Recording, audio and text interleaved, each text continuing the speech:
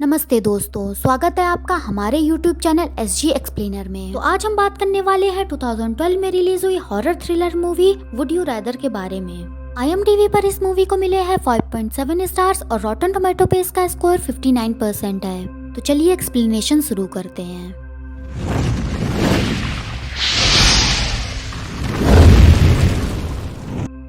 Movie के starting scene में हम आयरिस से मिलते हैं, जो कि एक वेट्रेस की जॉब के लिए इंटरव्यू दे रही होती है। आयरिस अपने भाई के साथ रहती है। उसके भाई को कैंसर है और उसे बोन मैरो ट्रांसप्लांट की जरूरत है। मूवी के नेक्स्ट सीन में आयरिस डॉक्टर बार्टन से मिलने जाती है, जो कि आयरिस की मुलाकात मिस्टर सेफर्ड लैम्ब्रिक से करवाते हैं। मिस्टर सेफर्ड आयरिस को बताते हैं कि वो उसकी हेल्प कर सकते हैं, जिसके लिए वो आयरिस को नेक्स्ट डे डिनर पर इनवाइट करते हैं। ऑब्वियस सी बात है, आयरिस को ये बात बहुत अजीब लगती है, लेकिन डॉक्टर बार्टन उसे समझाते हैं कि उसे जाना चाहिए। मिस्टर सेफर्ड आयरिस को अपना कार्ड देकर बताते हैं कि नेक्स्ट डे उसके लिए कार वेट करेगी। इधर आयरिस को डिनर के टाइम पर एक कॉल आता है, जिससे उसे पता चलता है कि उसे वेट्रेस की जॉब नहीं मिली है। ये बात सुनकर वो बहुत ज्यादा परेशान हो जाती है। उससे भी ज्यादा बुरा उसके भाई को लगता है, क्योंकि उसे पता था कि उसकी वजह से उसकी सिस्टर कितना ज्यादा स्ट्रगल कर रही है। सो नेक्स्ट डे मॉर्निंग में आयरिस अपने भाई को बताती है कि वो आज रात में एक डेट पर जा रही है। आयरिस का भाई आयरिस को लाइफ एंजॉय करने के लिए बोलता है। सो नेक्स्ट सीन में आयरिस को उसके घर से एक कार पिकअप करती है। कार आयरिस को लैम्ब्रिक मैंसन में ले जाती है। ये घर काफी शानदार था और बहुत ही सुनसान इलाके में बना हुआ था। लैम्ब्रिक मैंसन में आयरिस का वेलकम बटलर करता है, जिसका नाम बेवेंस होता है। बेवेंस आयरिस को उस रूम में ले जाता है जहाँ पर बाकी गेस्ट पहले से मौजूद थे। आयरिस अपना इंट्रोडक्शन कार्ल और ल्यूकस को देती है। कार्ल वहाँ पर सियाटल से आया था और ल्यूकस आयोवा से। कार्ल और ल्यूकस आयरिस को कमरे में मौजूद बाकी लोगों के बारे में बताते हैं। उनमें फर्स्ट वन है पीटर, जो कि एक गैम्बलिंग एडिक्ट है। Farmer soldier Travis, wheelchair lady Linda, Conway जिसके पास लैम्ब्रिक फैमिली को लेकर के बहुत सारी कंस्पिरेसी थ्योरीज हैं, लास्ट में एमी जो सबसे अलग बैठी है। कमरे में टोटल 8 लोग हैं और इन सभी में एक बात कॉमन है कि ये सभी लाइफ में स्ट्रगल कर रहे हैं और इन्हें पैसों की बहुत ज्यादा जरूरत है। सो इसके नेक्स्ट सीन में बेवेंस उन सभी से उनका मोबाइल फोन और कीज वगैरह जमा करवा लेता है। इसके बाद बेवेंस उन सभी को डाइनिंग रूम में ले जाता है, जहाँ पर मिस्टर सेफर्ड उन सभी का स्वागत करते हैं और उनका इंट्रोडक्शन अपने बेटे जूलियन से करवाते हैं। इसके बाद सभी को वाइन और डिनर सर्व किया जाता है। डिनर नॉन वेजिटेरियन था। आयरिस मिस्टर सेफर्ड को बताती है कि वो वेजिटेरियन है और मीट को नहीं खाती है। तब मिस्टर सेफर्ड आयरिस को ऑफर देते हैं कि अगर आज वो मीट खा लेगी तो उसे तुरंत $10,000 दिए जाएंगे।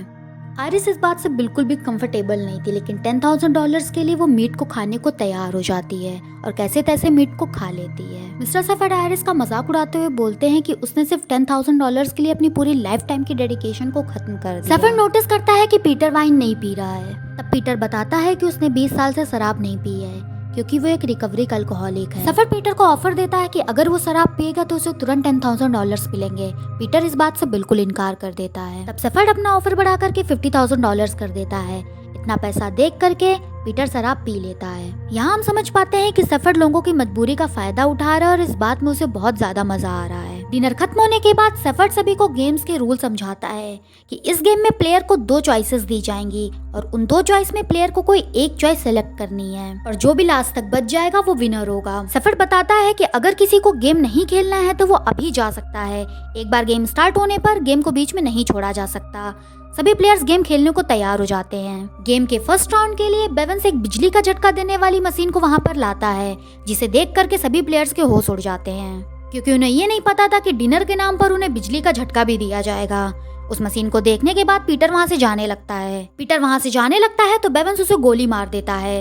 ये देख करके सभी प्लेयर्स के होश उड़ जाते हैं, क्योंकि किसी ने भी ये एक्सपेक्ट नहीं किया था। सेफर्ड बताता है कि उन्हें जाने का मौका दिया गया था और उन्होंने यहाँ पर रहना चूज किया, तो अब उन्हें ये गेम खेलना ही होगा। सभी प्लेयर्स को समझ में आता है कि वो यहाँ पर बुरी तरीके से फंस गए हैं। सो गेम की स्टार्टिंग कार्ल से होती है, जिसमें उसे चॉइस दी जाती है कि या तो वो खुद को बिजली का झटका दे सकता है या तो एमी को। कार्ल एमी को बचाते हुए खुद को बिजली का झटका देता है। इसके बाद नेक्स्ट चॉइस एमी को दी जाती है कि या तो वो खुद को बिजली का झटका दे सकती है या तो लिंडा को। एमी ज्यादा कुछ न सोचते हुए लिंडा को बिजली का झटका दे देती है। यहाँ पर हम एमी के कैरेक्टर के बारे में जान पाते हैं कि उसे दूसरों की नहीं पड़ी है, वो सिर्फ खुद के बारे में सोचती है।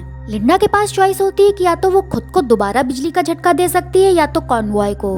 लिंडा कॉनवॉय को बिजली का झटका देना चुनती है। ट्रेविस और ल्यूकस के बीच में ट्रेविस ल्यूकस को बिजली का झटका देता है। ल्यूकस की बारी में ल्यूकस आयरिस को बचाते हुए खुद को दोबारा बिजली का झटका देता है। लास्ट चॉइस आयरिस के पास होती है कि या तो वो खुद को बिजली का झटका दे सकती है या तो कार्ल को दोबारा बिजली का झटका। आयरिस खुद को बिजली का झटका देती है। इसी के साथ गेम का फर्स्ट राउंड खत्म हो जाता है। तभी जूलियन वहाँ पर आकर सभी का मजाक उड़ाने लगता है। जब आयरिस उससे पूछती है कि वो लोग उसके साथ ऐसा क्यों कर रहे हैं, तब जूलियन उससे कहता है क्योंकि तुम लोग करने दे रहे हो। ये बात सुनकर ट्रेविस को बहुत ज्यादा गुस्सा आता है और वो जूलियन से लड़ाई कर लेता है। एमी ट्रेविस को बोलती है कि उसे जूलियन से लड़ाई नहीं करनी चाहिए थी। ल्यूकास सभी को समझाता है कि हमें आपस में लड़ाई नहीं करनी चाहिए, अगर हम साथ में रहेंगे तो हम यहाँ से बच के निकल सकते हैं। इसके बाद गेम का सेकंड राउंड स्टार्ट होता है, जिसमें आयरिस को चॉइस दी जाती है, या तो वो काल को थाई में स्टैब कर सकती है या तो वो ट्रेविस को 3 कोड़े मार सकती है। क्योंकि थाई में स्टैब करने से काल के मरने का खतरा था, इसलिए आयरिस ना चाहते हुए भी ट्रेविस को 3 कोड़े मारती है। अगली बारी लूकस की थी कि या तो वो आयरिस को थाई में स्टैब कर सकता है या तो वो ट्रेविस को दोबारा से 3 कोड़े मार सकता है। यहाँ पर हम साफ समझ पाते हैं कि ट्रेविस को जानबूझकर टारगेट किया जा रहा था। लूकस भी ट्रेविस को 3 कोड़े मारता है। ट्रेविस के बारे में ट्रेविस को चॉइस दी जाती है, या तो वो लूकस को स्टैब करे या तो बेवंस उसको 3 कोड़े मारेगा। ट्रेविस बोलता है कि वो किसी को भी स्टैब नहीं करेगा और खुद बेवंस से 3 कोड़े खाता है। ट्रेविस की हालत अब तक बिल्कुल खराब हो चुकी थी। जब कॉनवॉय की बारी आती है तब वो लिंडा को समझाता है कि तुम ऑलरेडी पैरालाइज हो, तुम्हें स्टैब करने पर दर्द नहीं होगा। इसलिए कॉनवॉय ट्रेविस को बचाते हुए लिंडा को थाई में स्टैब कर देता है।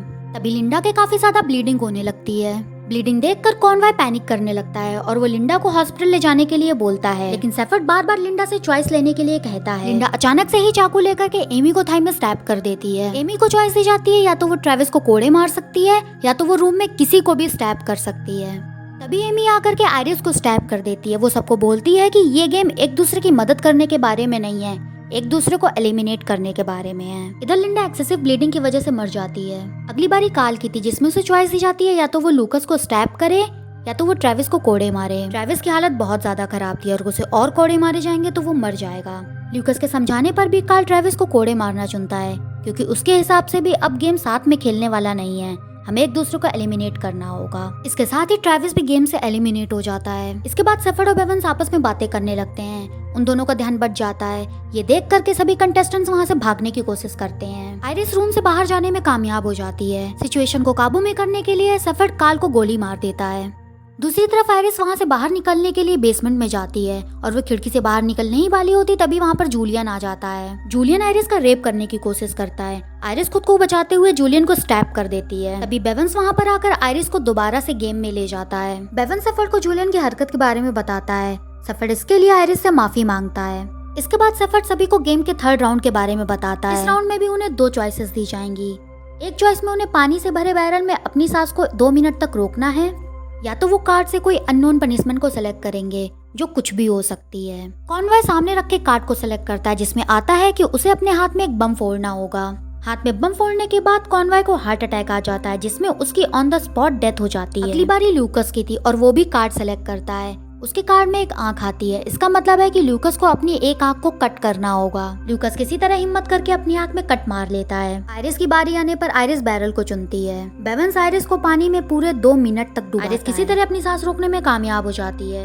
एमी की बारी आने पर वो कार्ड सेलेक्ट करती है, जिसमें आता है कि उसे बैरल के अंदर 4 मिनट तक अपनी सांस रोकनी है। अब ऑब्वियस सी बात है कि एमी इस चैलेंज को पूरा नहीं कर पाती है और वो भी एलिमिनेट हो जाती है। अब इस गेम में सिर्फ 2 लोग बचे थे, लूकस और आयरिस। सेफर्ड आयरिस को चॉइस देता है, या तो वो दोनों यहाँ से खाली हाथ जा सकते हैं, या आयरिस लूकस को गोली मारकर गेम जीत सकती है। लूकस आयरिस को काफी समझाता है, लेकिन आयरिस अपने भाई के बारे में सोचते हुए लूकस को गोली मार देती है। सेफर्ड और बेवंस दोनों ही आयरिस को गेम जीतने के लिए कांग्रेचुलेट करते हैं। सेफर्ड आयरिस को बहुत सारा पैसा देता है और वो आयरिस को बताता है कि उसके भाई के ट्रीटमेंट का सारा इंतजाम कर लिया गया है। इसके बाद आयरिस घर पहुंचती है। जब वो अपने भाई के रूम में जाती है तो पाती है कि उसके भाई ने सुसाइड कर लिया है, और इसी के साथ ये मूवी यहीं पर खत्म हो जाती है। सो फ्रेंड्स, आप सभी मुझे बताना कि आपको ये मूवी कैसी लगी। मुझे ये मूवी काफी अच्छी लगी। लास्ट का ट्विस्ट काफी अनएक्सपेक्टेड था। सो फ्रेंड्स, आपको अगर एक्सप्लेनेशन पसंद आई हो तो वीडियो को लाइक करो और चैनल को सब्सक्राइब करें। हमारा चैनल नया है, इसलिए जितना ज्यादा हो सके उतना ज्यादा शेयर करें। Thank you so much for watching.